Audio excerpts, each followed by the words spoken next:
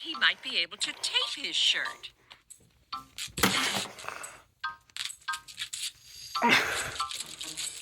Yucky tape!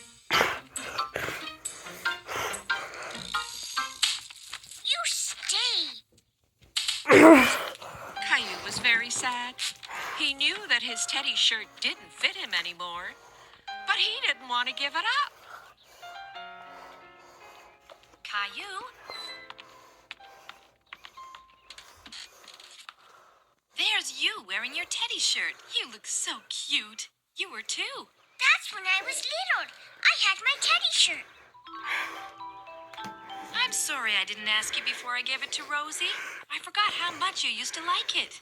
Caillou still liked it.